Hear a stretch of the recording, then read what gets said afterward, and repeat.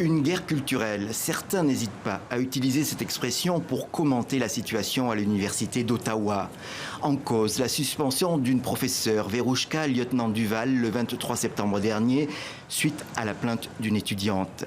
L'enseignante avait osé utiliser pendant un cours le mot en haine, comme on dit en Amérique du Nord. Comprendre le mot nègre qu'il ne faut pas prononcer.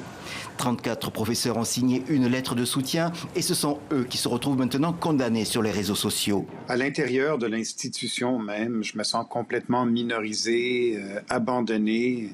La réaction du recteur de l'université n'est pas vraiment un soutien. Jacques Frémont faisant juste paraître un petit communiqué.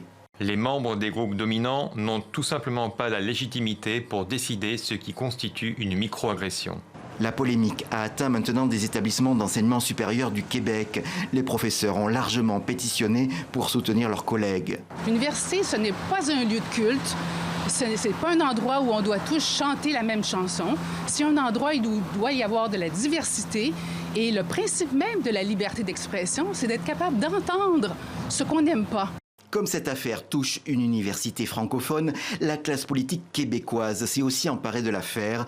Tous les partis se sont succédés pour dénoncer une censure. Je crois que c'est une dérive que de vouloir l'écarter complètement parce qu'il y a des gens qui se sont réappropriés ce mot.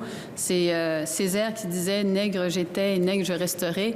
Il faut être capable de raconter cette histoire-là également. Pour autant, ils n'ont pas convaincu beaucoup de représentants de la communauté noire. Les anti-mots en haine pétitionnent aussi, et parmi eux, de nombreux enseignants.